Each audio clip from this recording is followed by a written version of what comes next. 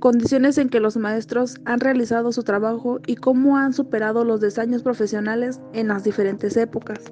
Según Perrenoud, son muchas las expectativas que en la actualidad se depositan sobre los docentes, muy numerosas las demandas que se les plantea desde los modelos teóricos y desde las prácticas institucionales, independientemente del nivel escolar en que se desempeñen o de modalidad educativa en el que se ubiquen. Lo que se espera del docente parece hoy en día abrumador, entre otros atributos. Ha de conocer solventemente su disciplina y poseer una experiencia profesional.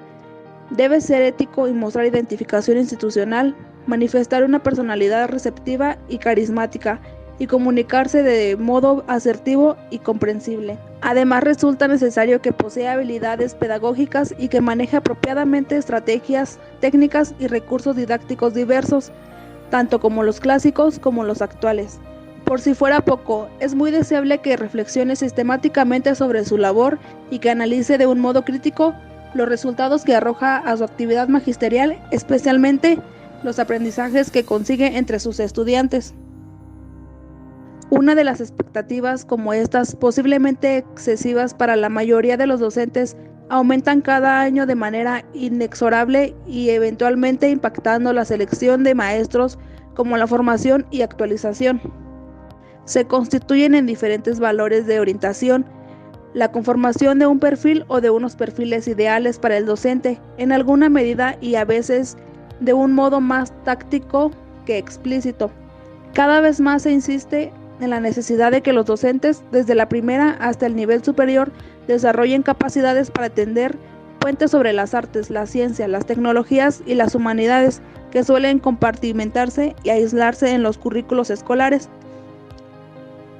En cuanto a los mayores desafíos en los cuales se ve enfrentado el docente en los últimos años, a esta larga lista de expectativas se ha sumado una relativamente novedosa: el desempeño de los docentes, o al menos una mayoría de ellos, se manifiesten interdisciplinarios que posean disposición y competencia para ejercer la tarea pedagógica, estableciendo relaciones entre los distintos campos del ser humano.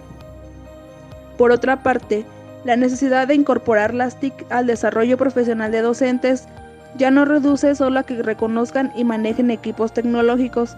El actual desafío está sobre todo en conseguir que los docentes reflexionen, investiguen y comprendan cómo los estudiantes de hoy están aprendiendo a partir de la presencia cotidiana de la tecnología.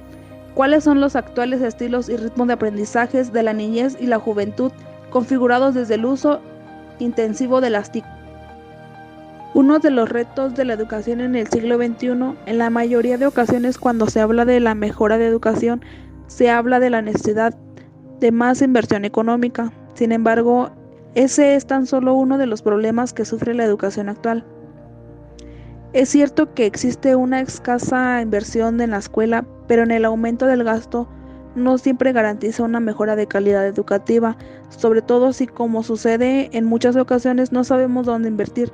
Además de la inversión, que nunca es suficiente, existen graves problemas que entorpecen nuestro sistema educativo y que también requieren de una atención inmediata, debido a los retos y demandas del entorno actual en que los requerimientos y características del sistema educativo del siglo XXI han cambiado. El presente y futuro requieren de un alumno competente al que la educación le ofrezca la personalización de su aprendizaje adaptado y centrado en el alumno, que disponga de un entorno personal con las herramientas, conexiones y servicios que le permitan gestionar sus avances y comunicarse con otros durante el proceso. Requiere no solo de una nueva organización curricular, sino de estrategias didácticas que permitan fortalecer el desempeño de competencias y, ante todo, de la capacidad de contribuir a la solución de problemas. No partir de las propuestas de estrategias, sino acompañado al alumno para que identifique sus propias potencialidades. Por ello es indispensable que el profesorado sea el agente de este cambio, que tenga autonomía en el desarrollo y presentación de sus proyectos y que cuenten con los recursos para llevarlos a cabo con éxito. De esta forma se logrará la excelencia educativa al conseguir que el alumno se apasione para cambiar al mundo y que lo concentre con inteligencia.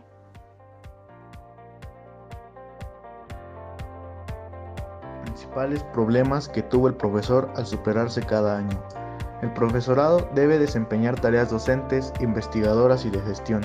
Sin embargo, en los procesos de promoción dentro de la universidad se valora más la tarea investigadora frente a las tareas docente y de gestión.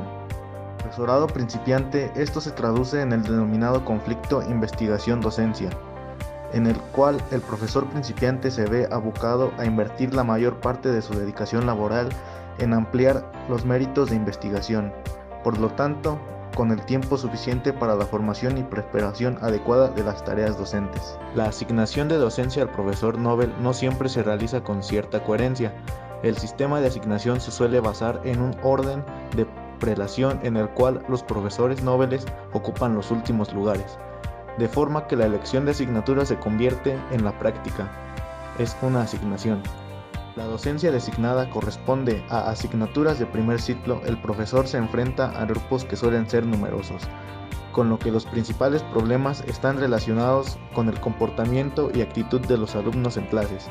Por el contrario, si la docencia asignada es de segundo ciclo, los grupos suelen ser más reducidos por la indisciplina a impartir es más especializado. En este caso, el principal problema radica en la preparación de la materia a impartir. Se recomienda que el profesor principiante comience su carrera docente en asignaturas de carácter práctico y que progresivamente se vaya incorporando a asignaturas troncales u obligatorias.